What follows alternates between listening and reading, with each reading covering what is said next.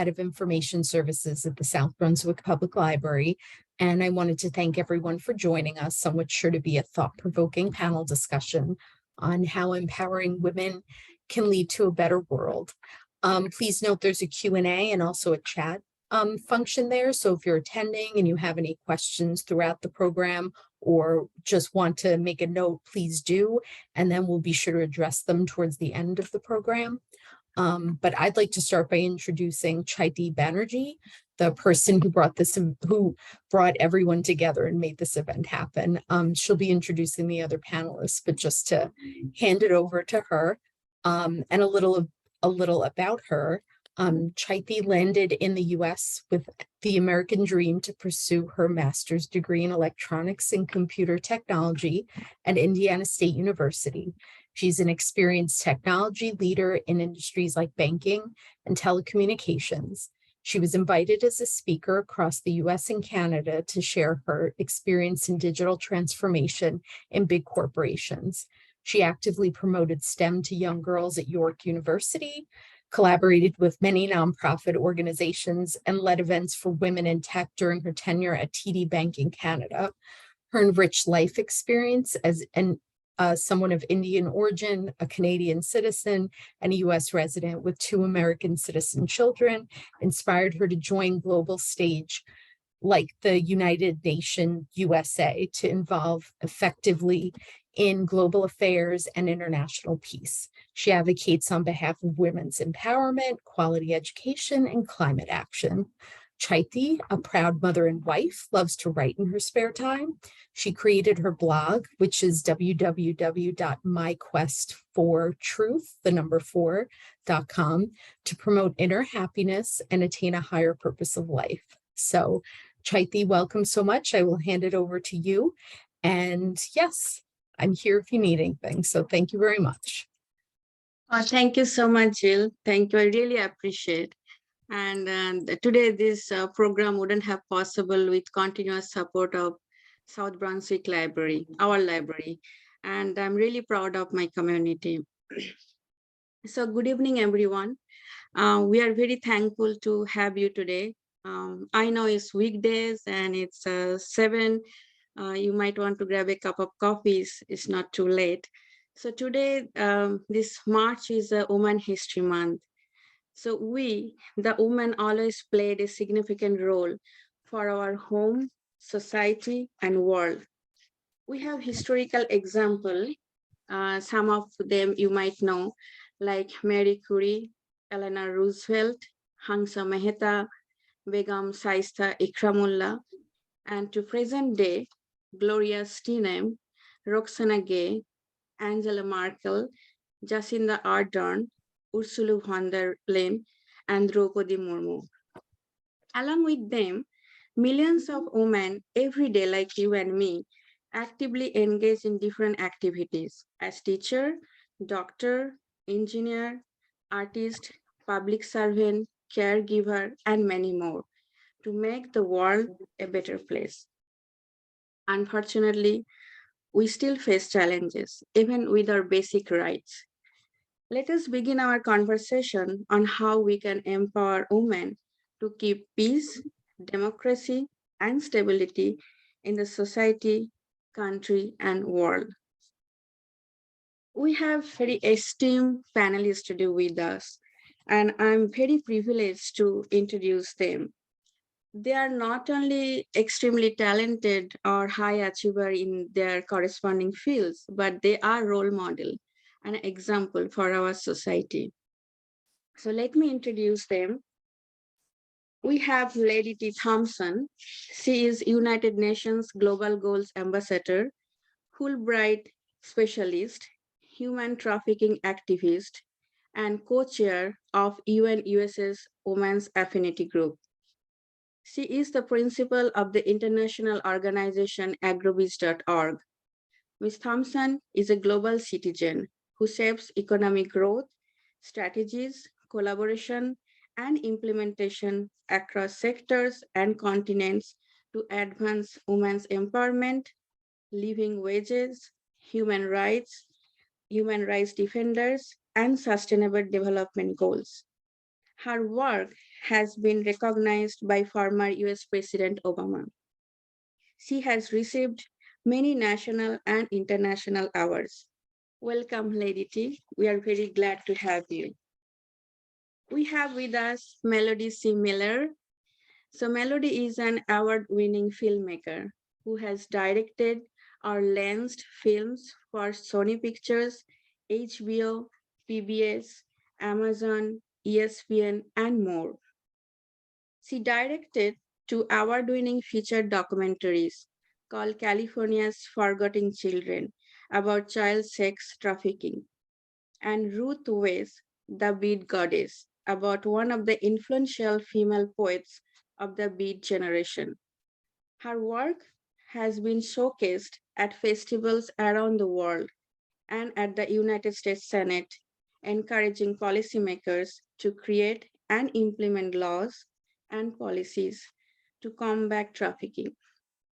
Melody worked closely with hundreds human rights organizations, schools, and government organizations across the country to create change with her films and the causes she cares about.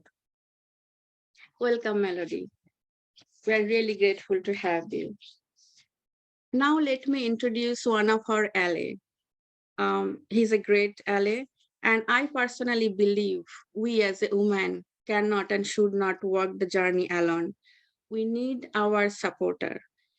I personally have many supportive men, starting from my father, my husband, many professional mentor, and I'm blessed with two boys. So let me introduce Paul Snyder. Paul was the senior strategic planner of OMA, that's mean Office of Military Affairs, for Eastern Africa from 2017 to 2021.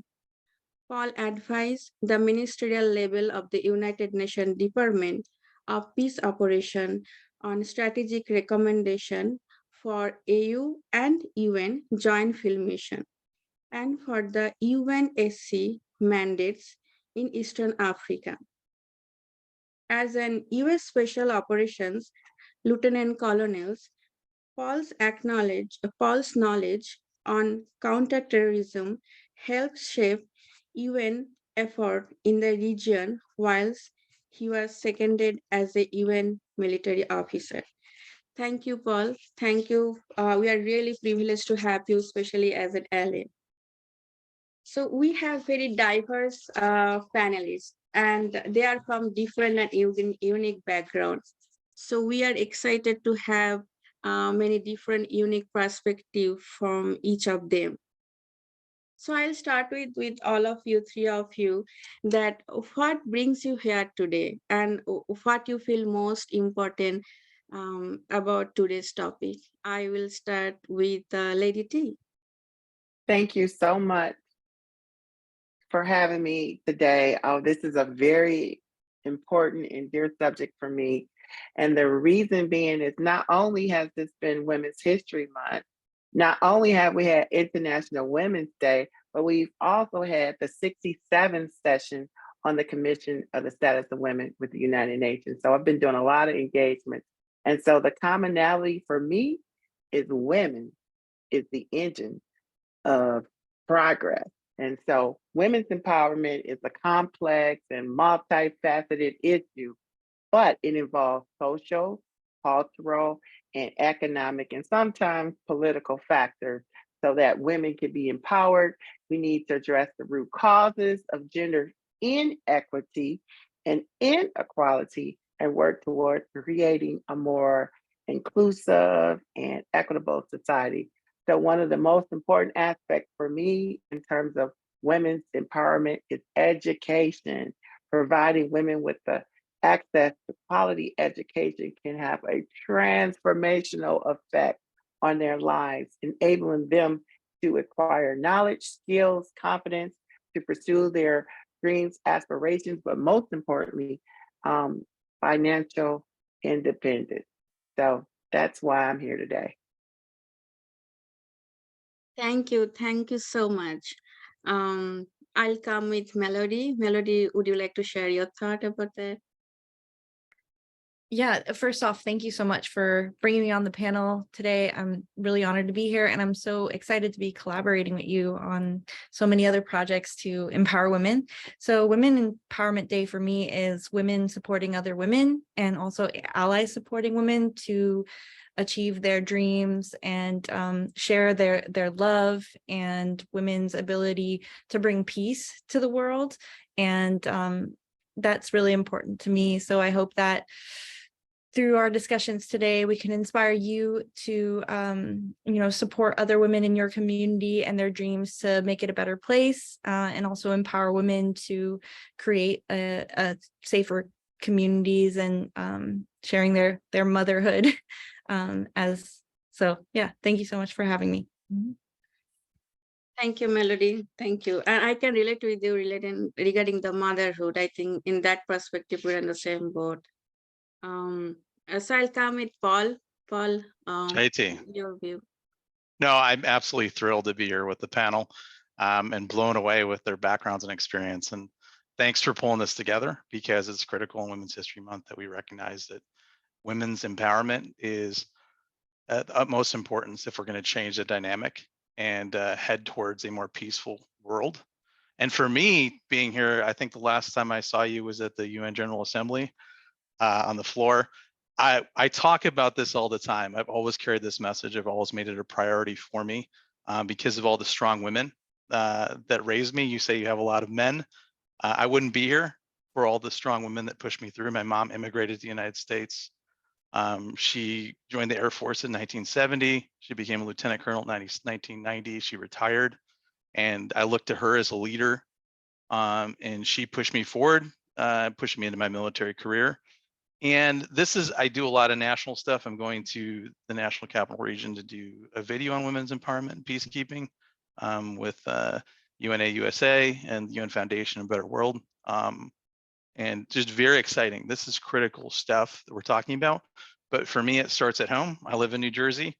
I have 2 young daughters, and we have to do this now. We're at a critical time in our history to kind of push this thing forward and not give up in trying to make the world a better place and empower women, not just here in the United States, but internationally. So thanks for having me. I appreciate it.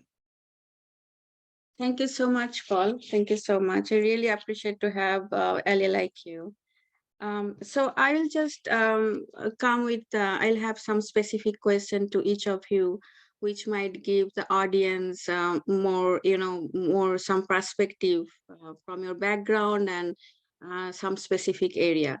So I'll start with Lady T. So Lady T, we know, right, that you have received many international and award and recognition for serving more than 30 years and across 15 countries.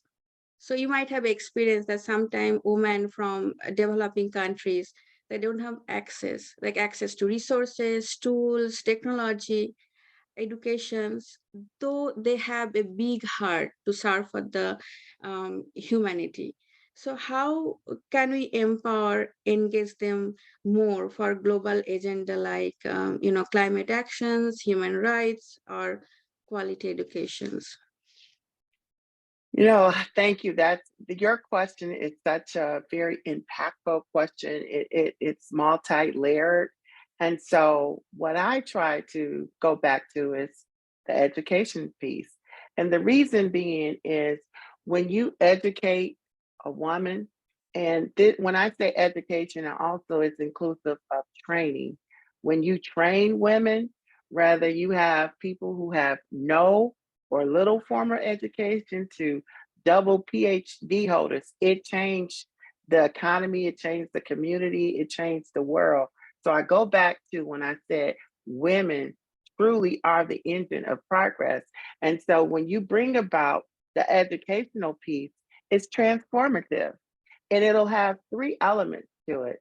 And I want to also acknowledge that the United Nations says that there's approximately 130 million girls worldwide who are not in school, who don't have access to education. And so the lack of education for females can have a significant and long-term effect and consequences, not just for the individuals themselves, but for the families, the communities, the culture, the countries as well.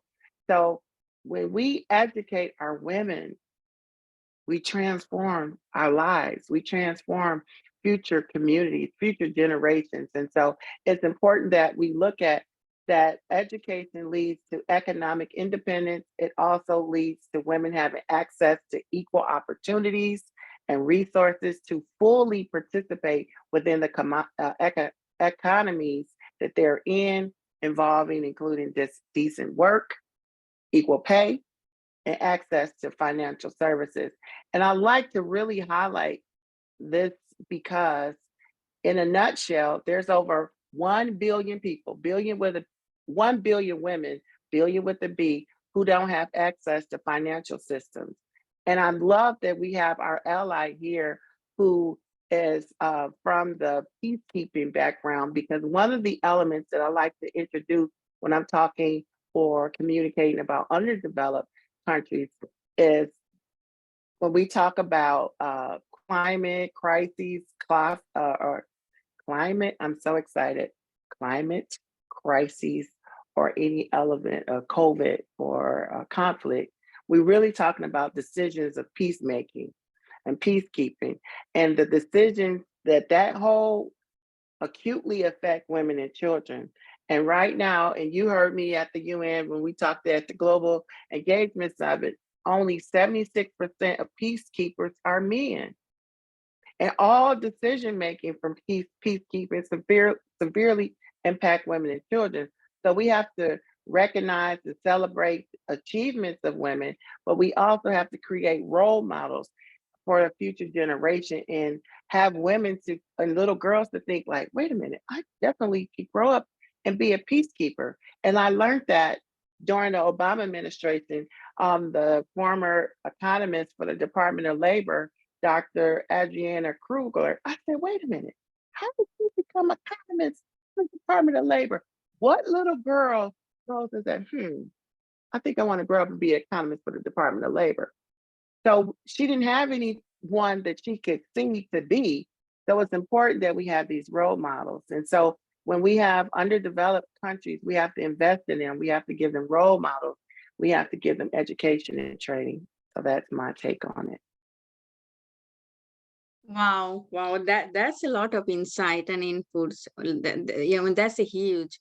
And I think we literally take that from today's meeting, today's our event, and hopefully we can spread it out, or we can really implement that. That's our main motto of this event, because that's a lot of real and practical suggestion from you. Thank you so much. And next, it's Melody is for you. So, Melody, we know like art, music, theater, filming, and all other form of creativity provides inner peace, happiness, and which is required for our mental health. So art is also great platform for social awareness. So how we can utilize art creativity more for positive mental health, social awareness, and reach out to more people. And for that, of course, we need funding. So how we can advocate for more funding from public and private sector. And this question or this perspective, I'm not only asking from United States, but also from the global stage. Yeah, well, thank you so much. So we consume like art every day. When we're watching our favorite show, we see a billboard and it has the picture artwork on it. Some artist took that photo. When you're looking at your own children's artwork or listening to music in your AirPods or walking around the mall, we are influenced by art everywhere, every day. And that changes our mood, it changes our behaviors. And so it's really important to consume art that will bring happiness. And I feel like a lot of violence that is happening in the world is because people are angry and they don't know how to express themselves. And so bringing in art, music, theater, filmmaking, writing, ways that people can use what they feel inside that's pain and bring it out into creativity will help overall mental health. And it will help like release some of their pain that they're feeling and share their art or pain that is through that artwork with others that might be able to relate to it. And that might change how they're feeling, or other people to interpret it, empathize. So I feel like art is extremely important for, you know, humanity and for peace in the world. And then comes in social awareness. You know, when I was in high school, I had a task. I was into filmmaking, and our teacher gave us a task to make a documentary about a cause that we cared about. And so I went to my local nonprofit that helped homeless women and children, and also domestic violence victims. And I made a documentary for them. And I didn't know a lot about it, and I learned so much. And through that, I made this documentary that we then showed to other people who donated to the organization, who didn't know much about the issue, and like learned more through movie making. So it's one thing to like read about it, and it's another thing to see it visually, experience it with music, animation, either recreation or seeing reality. And seeing it on TV really just brings it to closer to people. It's like almost you're there. And so from that day on, I like knew that this is what I wanted to do. I wanted to use my skills in filmmaking to make a difference. And so my first feature film, California's Forgotten Children, is about child sex trafficking, and it follows 6 resilient survivors of commercial sexual exploitation and their path to freedom. And after making the documentary, I worked with many different artists, from musicians to animators to actors, to lots of different organizations in the movie. And once it was finished, there was so much love and effort that went into the movie. It like attracted a lot of organizations everywhere. People wanted to host screenings, and from those screenings, other people wanted to host screenings and do trainings of the movie in police departments or in high schools. And at every screening, we were able to help recover or identify victims who experienced commercial sexual exploitation. You know, I started screening my movie back in 2008. It's been 5 years. And last week we screened it at a high school. And one of the students that watched the documentary, who was a freshman, came out and said that they were being commercially sexually exploited and they needed help. So because of that, she was able to get the resources from the crisis center and from the police department to get out of that life. So being able to see stories that might be similar to your story helps, you know, get people out of the situations or see hope. And it also empowers and inspires people to want to help the cause. And that's how I started. I watched a documentary, and then now, almost 15 years later, I'm still involved in the cause and trying to make a difference there.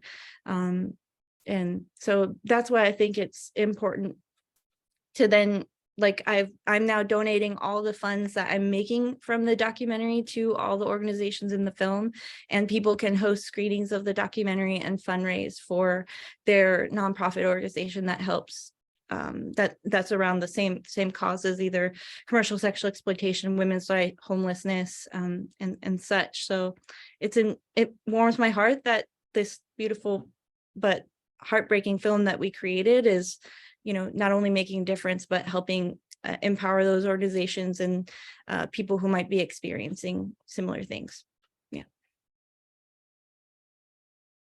Wow, that's awesome, Melody. I mean, I was getting really, driven. I was like seeing everything. And I always feel like, art, I always say that art is my first love. And sometimes I think if I born in United States, I might have become an artist than not a STEM leader, because that much art play in my life, my personal life.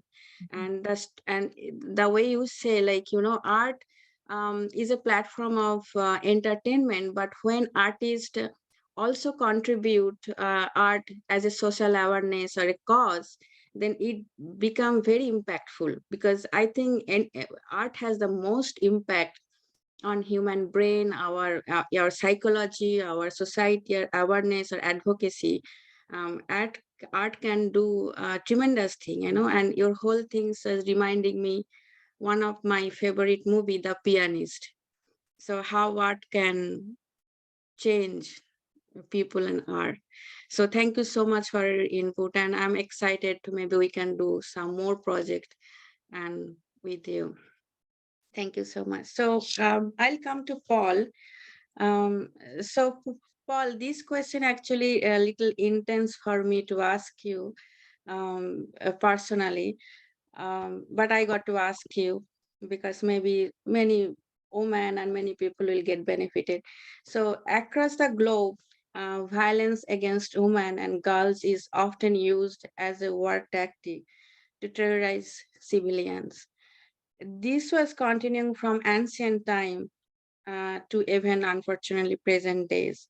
And despite being disproportionately affected by conflict, women are often denied participation in peace talks and conflict prevention.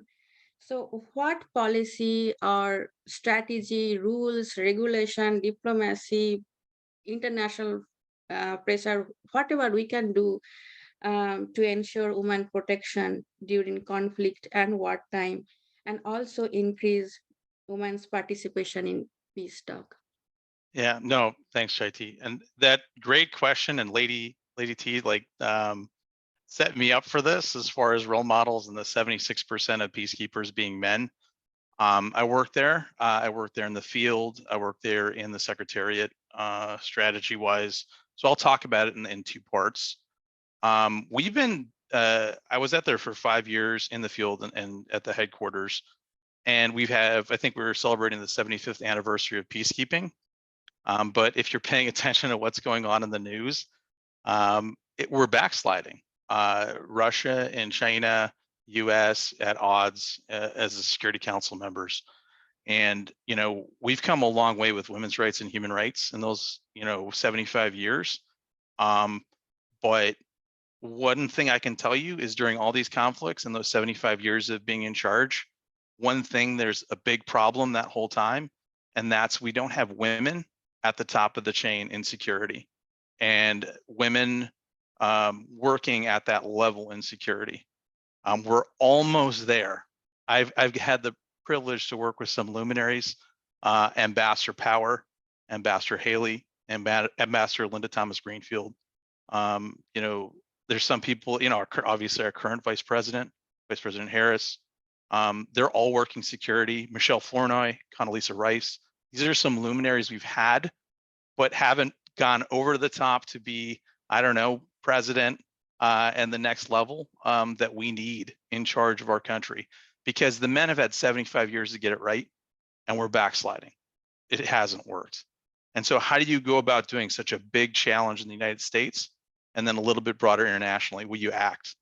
You do what you can within your power to, in the grassroots level, empower those women to take up careers in security. So if you're looking at the United States, I have a lot of people I mentor that say, you spent 25 years in the security sector. You're working, at the UN at the highest level. What can I do, as a woman to come in there? And I said, go for it. When you're looking at conflict, a lot of women go towards humanitarian development. But when you look at the 5 stages of conflict, 3 of them deal with security. So you're talking about pre-crisis, conflict emergent, armed conflict, ceasefire settlements, and peacekeeping or sustainment. And if you're only doing humanitarian development, you're not covering most of the security across it. You can do all of that. Don't be afraid just because it's a male-dominated field. And anybody that's in that field owes it to our country to get this right, is to get those next women leaders that want and are interested in making a change in peacekeeping and ending this, is to make sure to mentor them. Double your efforts, triple your efforts. You're not doing enough because we need to change that dynamic going forward. I can use a couple, examples for me. So at the high level, I was working at the UN Secretariat. We were dealing with Darfur. So if you know the history of Darfur, they had a bunch of IDPs, displaced settlements throughout there. the Sudanese security forces had done bad things, specifically to women and children in that area. And it had taken a long time. There was an AU-UN peacekeeping mission. I had the honor of being one of the security people to plan the shift over to a political mission, which brought those Sudanese forces back in the area that not so long ago, 12, 15 years ago, they were committing abuses. So we sat down at the secretariat level and we had, as we normally do, you say, this is the civilian people, the humanitarian development actors, here's the police, and here's the military. Let's go sit in a room together. And you just have to take action, be like, wait a minute, we have to sit in the room together, not separate. You can't have humanitarian development actors and the security actors, which are mostly men, because it affects all of us equally. You cannot miss anything. There's too much at risk with those Sudanese forces coming back into that area, therefore. So we can't have a question or make a military decision or security decision without having that expertise in that room. So at a strategic level, you have to demand. If you look around the room and there's not a woman in the room, and if there's not someone that represents those women and children that are displaced or most at risk, you're doing something wrong. You need to take the time to do it. So on a tactical level, and I talked about this in Chaiti, we mentioned this, I was in Mali, in northern Mali. So when I went on my field mission in northern Mali, I got in there. I'm a white male lieutenant colonel, don't speak French, speak Spanish. And so you have to know who you are coming into that area. I'm not a local. I don't have solutions. So I showed up on ground. I am high ranking lieutenant colonel. And I had there was 43 military staff officers in Gao, northern Mali, in the UN mission. And I had the privilege of having one captain, the only female, Aisha Isaka, Aisha too. And I got in there and she'd been working, she's from Niger, and she'd been working there for 2 years. I was only going to be there 6 to 9 months. And so I get down there and Aisha, I sit down with Aisha and I'm like, hey, you're from here. What do you think needs to happen? What do you think we should be doing as civil military? Because we primarily do projects and work with the civilian police to do projects to see what's not being done by the UN and maybe fill in the gaps. She's like, I have always wanted to do stuff for women and children. I said, I got your back. Let me go talk to the leadership. And what I did was put her out there. She's a local. She's the one who's going to keep putting this forward. No one wants to see me out there. And she went out there herself. I took the media from the head office in Bamako, put them with her. We went out to all these areas. We did 13 projects for women and children, putting soccer fields up, supporting the schools, getting sewing machines so we can empower women and get them work. And then I said, this is all you, this isn't me. Because she was going to stay there another year. I put her in for the UN woman or UN Gender Advocate of the Year for the UN, which she actually won the award and was awarded by the Secretary General in London. And then this was just me standing in the way, giving her the space and grace to do this. And the next year, she went back to Niger. She's a social worker on her day job. She was working military in that, but she went back. And the next year, she continued to flourish and crush it. And she won the FLOTUS Women of Courage, African Women of Courage Award the following year. And she's making huge changes. And all it took for me was to get out of my own way, acknowledge that the solutions are already there, and give the one woman on the staff the time she needed and the grace and space she needed to get it done. And that's what all men should be doing, and looking for those opportunities where you can help elevate and empower. So that's it. And I think Wow, Ms. T. yeah. I Oh think my gosh. Wait a minute. Paul, I am stalking you. I remember your story from G. It just hit me. That was phenomenal. So thank you for being a champion ally, and thank you for also understanding that sometimes you have to let women get out of the way and let women participate. But this is my question to you, because this is a burning question since I last saw you. How can women such as myself, I have no formal training in peacekeeping, but if you send me there, I'll do it.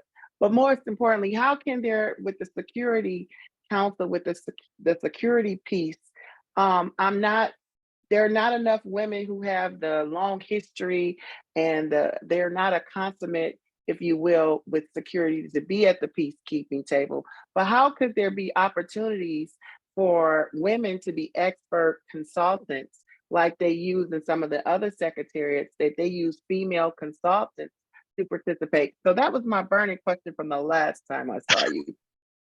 Yeah, and I don't know, Lady T, if I answered it appropriately the last time, but now I've had time to think about it. I think I did mention at the grassroots level, you need to start growing the bench of women that are in the security field.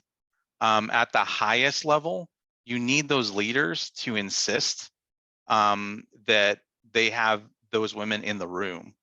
So if you don't, we have a way, especially in the UN, to play politics, and you don't want to offend. You have certain members of the Security Council that may or may not empower women. We're in the United States, and a lot of the Northern Hemisphere countries and a lot of the Southern Hemisphere countries that are empowering women and doing the right thing need to step up. They can no longer just sit there and kowtow to some of these countries that don't have a good human rights record and don't support women in these positions. There is right and there is wrong. The two things the UN was founded on was peacekeeping and human rights. Everything else is flown out from that from 1948, and we're not getting the human rights thing right. And it starts from the inside the UN. They said 50% of staff has to be women. There has to be that equity, but that doesn't equate to giving them the power in the room, especially when it comes to peacekeeping. We're lagging way behind. So if I'm looking at a peacekeeping room and I'm like, we don't have that equity here, what are we doing wrong? Let's stop this meeting. Let's get this right.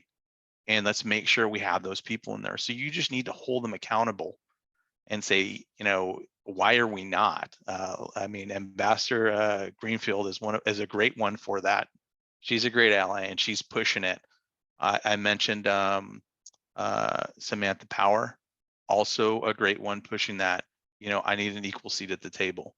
So with women like that leading the way, eventually, we just can't like let our guard down. We can't let these other countries push us around. And these are hard things to do, but we're not going to get to the end of the SDG goals if we don't do it now. We got challenges internally with our country, but we've pledged to this and we need to get it right. Is that a better answer, Lady T? You broke it down very well, and I'm so glad you mentioned those women, because they're phenomenal. And I say that Ambassador Linda Thomas Greenfield is an informal mentor of mine. I've been awarded some funds to do some mentoring with from her previous role. But yeah, thank you. And she is you will watch her step up. She is one of the first, at different times, but she is one for our time. So if we can she's blazing the way. If I was a young woman thinking about a security career, I would be, reading everything she's writing and watching everything she's doing and taking notes. I'm telling you. So, because there's another couple coming up that aren't going to be satisfied with that top office as ambassador and are going to seek higher levels in our political sphere. So watch out. So, and I appreciate all they do to blaze the way. So. Amazing talent. I like not only Paul's input, but both of your conversation that enrich our conversation more. And Paul, I really was, I like your candid speaking in our General Assembly last time. I like it, how transparently you spoke. And I so much appreciate the example, like Aisha, as you mentioned, because sometimes we here in the United States being blamed that overpowering or overstepping, internationally everywhere. But the example you have given, that portraying that actual nature of United Nations or US maybe view there. So that's a great example. And it's a great example, not only as a ally, but I myself like feel very comfortable and confident that me and my kids' future is in great hand, because United States still have the leader like you. So I feel confident. So that and that's a very great input from three of you, like from the first our this discussion. So Chaiti, I'm just curious, can you kind of bring it around and tie it all together for us? Can you share your viewpoints? How has your journey impacted your thoughts on this? And why do you think specifically it's important to have more women in STEM? Oh, Jill, today from the beginning, I was recalling my childhood memory that my mom used to tell when I was young, kind of like high school stage or age, that Chaiti, being a mom, I'm very relieved and happy that you are getting a lot of resources, freedom, and opportunity that I didn't have and think about in my life, in my childhood. So please try to utilize that and become in your life, become financially independent and be a good human. And thanks, Jill. Thanks for asking me this question. And today, again, I'm really humbled and honored to share this virtual stage with that esteemed panelist. And that became possible today, maybe because I had access to quality education in my childhood back in India. And if I can be more specific, STEM education when I grew up. And so that's opened up many doors of my many life-changing experience, starting with higher education in the United States. And that give the opportunity to access this country's opportunity and immigration in the United States from here to Canada. And it's not only about accessing these countries' opportunity or be immigration. This gives a lot of knowledge, the knowledge about this country's vibrant culture, their philosophy, their economy, their social structure, their global standpoint, politics, geopolitical standpoint, so many things. And that's actually a very life enriching 360-degree changing life experience I had. And then this inspired me and enabled me to involve more and more in the community service, in the volunteering, in the giving back. And that's kind of, that also give me a feelings that I belong here. I belong to this society, I belong to this country. And that's important feelings, especially as a first generation immigrant. Because that's how I grew up seeing my father, my grandfather, my family back in India, that their one motto of their life was giving back and working for the people, the society, the country they live for. But today or in recent past, when I do advocacy for STEM, for youth, especially for youth girls and women in technology, the reason and purpose is much higher than my personal story or from a viewpoint of an immigrant woman. Let me explain. Like we all witnessing or we all observing that our current civilization, human civilization, is mostly driven by nowadays in science and technology. That last 300-400 years, that big leap happened in our world, in our human civilization based on STEM. Like, for example, the medical science, the medication, the vaccinations, and then transportation, energy sector, space. And at the same time, we have example like guns, war utility, atom bomb, potential threat of bioweapons. So it gives us a sense and maybe an assumption that our future, the future of our generation, our civilization, mankind, or world, also by and large depend on science and technology. So we got to be very responsible in that field. We need to have a proper representation on this field, who will not only concentrate or think about the innovation, progression, capital, and profit. Of course, we need that. I'm not denying that. But also, they can think about the humanity first, the empathy first. That should be the first priority. And who can be the better example than us, the woman? Because I believe empathy is in our biology, it's in our DNA. We create society, we bring life on the earth, so we value that.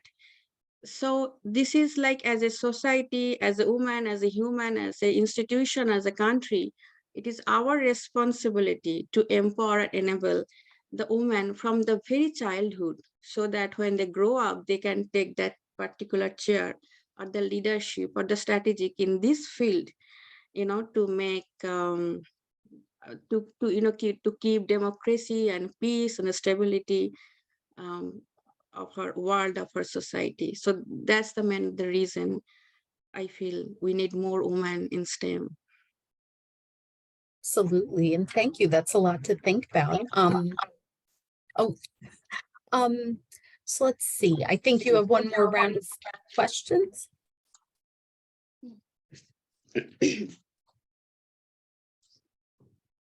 Yeah, so I think, like we have discussed a lot, right? And it's a wonderful discussion from the different viewpoint and different topic. So that itself is a very enriching discussion, and I myself is learning a lot. And then maybe we, at the end, we might want to give some input or suggestion, like for the young girls or the young women, like what kind of suggestion from ourselves, from the panelists, we can give it to young girls and the young women, so that they can implement, they can learn in the life. So I'll start with Lady T. Oh my goodness, this was such a perfect question for what you just described. I often talk to girls and young professionals, and I'm saying from teenagers all the way up to 30 years old. And I tell them it's very important to be actively engaged in STEAM or STEM. And the reason being is you too can be a heroine. And of late, I've been describing Dr. Cataline Podoric, which is the femtech, the research scientist who she was demoted and fired. She's a Hungarian scientist who came and migrated to this country. But guess what? Though she was into research for the mRNA technology, she is now a heroine as it relates to helping to come up with the COVID-19 vaccination. So you have to educate yourself. You have to speak up. You have to build a network. You have to pursue your passion. You have to be confident in what you know. You have to advocate for policy changes. And one of my personal and final things, you have to embrace diversity and inclusivity. Because when you celebrate differences, when you learn from other cultures, religions, and perspectives, it will strengthen anything that you're doing to achieve gender equity, equality, and inclusion. And this is not a journey, and it's not a destination. Everyone, I can't say it enough, everyone deserves the right to be equal, regardless of their gender identity, to create a more equitable and just society. Women are the engine of progress. Oh, that's a great advice. I mean, even I can take that. I mean, though I'm not that young, but this input is really like, even any woman, anybody, but that's a really so practical and so intense input. Thank you so much. So Melody, what you like to share and give suggestion to young women and youth girls? The advice I would give to young women and young girls is to follow your heart, and something that you're extremely passionate about, go for it. And there will be road obstacles in your way. Just try to find other ways to go around it. I know that if you if you show your passion and your dedication, other people will see it and they'll help uplift you. That's what happened to me. People saw my passion, dedication, and I met other women who helped mentor me. And now I'm doing the same to other young girls or young boys who are also figuring out their journey. And to answer one of the questions from the audience, how do you sync peacekeeping and art together to empower women? I think in your journey, there's so much peace that is needed in so many different places. And so pick a place that needs peacekeeping, whether it be, let's say, commercial sexual exploitation, or, children affected by war, or even something closer to home in your local community. Pick that and use the art that you're most passionate about, whether it be painting or theater or music or filmmaking, and use that art to work with women in that area to empower them, I think is important. Like the work that I did with California's Forgotten Children, once the film came out, the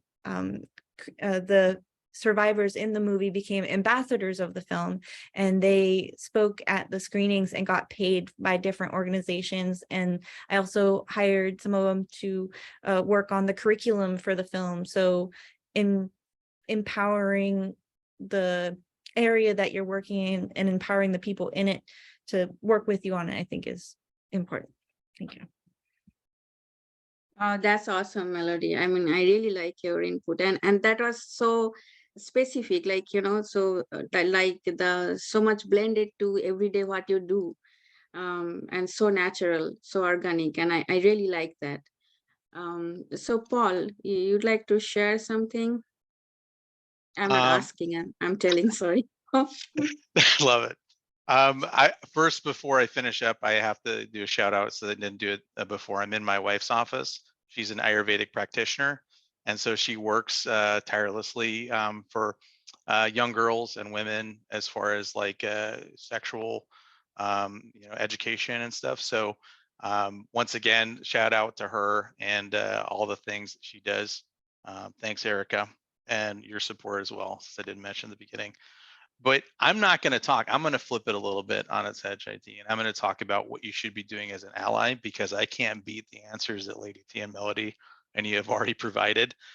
But I talked about it before. If a young lady is coming up and you're a white male or male from any background, or you're in a position to ally and empower, it makes you stronger. I think Lady T mentioned diversity.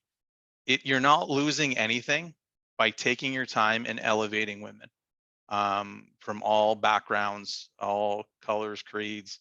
You're making the world a better place. You're making the world a better place for all of us. You're advancing humanity, and it's not something you should do, or something you should do around the corner. You need to do it now. And so I just charge any of those allies out there, any people with any position of authority and stuff, you need to do it. We're not going to have peace. We're not going to drive this change and make this stuff permanent if we don't have women in positions of power and positions of influence, whether it be STEM, whether it be defense, whether it be human rights, whether it be humanitarian or development. So guys, do your job, get out there, empower. Wow, that's awesome, Paul. I mean, I'm sure from all of your three of your inputs, young girls and youth there will surely take, inspiration and idea. And Chaiti, I would ask you the same question. Do you have any suggestions to young girls and women? Sure, I would love to. With my humble and short life experience, whatever I have, it's comparatively small than three of them, but still I'd like to share my suggestion with the young girls and women. So first and foremost, think courage. Especially in the woman, we need courage to be unconventional, stick to the truth, and sometimes when time come, challenge the existing truth to welcome the new truth. So that is needed for women in the STEM. Like, for example, Galileo has enormous courage. And then we already had a Newtonian era, but Einstein still didn't give up. We have the Einstein theory top of the Newtonian era. So that is, the first and foremost thing, the courage. And then for youth girls, for you in the school, so like join and explore and enjoy, like, Lego challenge, robotics challenge, STEM workshop, or, science exhibition. Just enjoy and explore there. Don't think it is only for boys. And now I'm going to share something as an input and also a little bit of my personal experience. Like, suppose if you're stuck in a very challenging problem, math or physics, don't think you are experiencing this just because you are a girl.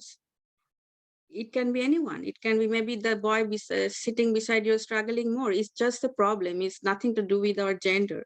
I mean, I have had this self-doubt in my initial phase when I, studying the STEM. And the next is volunteering, giving back, because actually volunteering and giving back will empower you more, that give the confidence, and not only you, because it will empower and engage other. So do whenever and however it is possible, in your school, in your community, library, other state, internationally, however it is possible. And especially if that event and workshop and volunteering is organized by a woman, try to participate that. I'm not saying because I'm biased to woman or specific to woman. I'm saying that maybe you'll hear something which is relatable from the journey of that woman. You can relate to that woman's experience. So that's why I'm saying. And if possible, not only participate, you take a lead on the volunteering. Because that's why, your many prejudice, any conception, many things will evolve if you give back and volunteering. And then for young professional women who just started, you might have just started your career or profession. So if you're in the first day in the first job, if you see in the room, you're the only woman present there, don't be shaken. It's still work in progress. But I would advise you, don't just settle to survive in that room. Have the ambition to lead in that room one day, and welcome and empower more women in that room over the time. And in this whole process, hold back your empathy. Don't give up your empathy, because empathy is that entity, that characteristics which make us beautiful and powerful at the same time. Last but not least, I learn over my life and believe that having a bigger purpose of the life always help us to stick, stay focused and stick in the bad times, because we'll have challenges. It's not like whatever in the STEM field or in your journey, we'll have obstacle challenges, we'll be fallen down. But what is important, how we stand up from that, and always having a bigger purpose in the life help us to overcome those challenges and obstacles and stick to it. So these are the inputs I'm giving you, not just as a lecture or the input, because I have gone through so far, somehow get directly or indirectly impacted. Thank you, Jill. No, thank you. And I think that nicely, you mentioned a lot of things that I heard throughout the conversation. So empowerment, empathy, allyship, giving back, education. So this has been great to really think about and see how everything threads together. It was a wonderful panel. So let me ask, does anyone have any questions? I know somebody put in the chat, thanking you, Chaiti, just to share your journey. If anyone else attending has any questions, or if there's anything any of the panelists would like to share to wrap up, or just any last thoughts.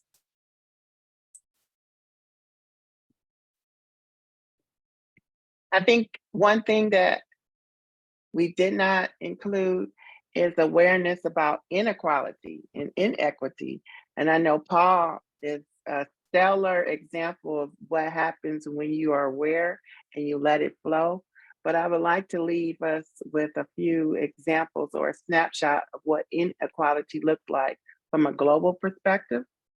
We still have 16 countries where women's testimonies doesn't carry the same evidentiary weight in court as men. We have 18 countries where women must have their husband's permission to work outside the home. We still have 20 countries where the laws exempt perpetrators from rape charges if they marry their survivors. We still have 32 countries that have no laws addressing domestic violence. We have 38 countries where employers can legally dismiss pregnant workers. And nearly 40% of countries limit women's property rights. So we have a long way to go.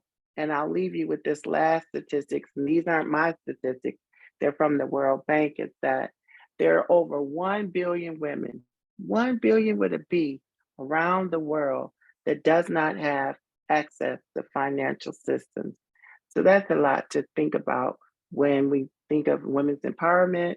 We have to address women's inequality and inequity. So I say thank you for being the hope and having this conversation today and including me. Oh, thank you so much. Thank you so much. And that's what can be the best way to end up our event.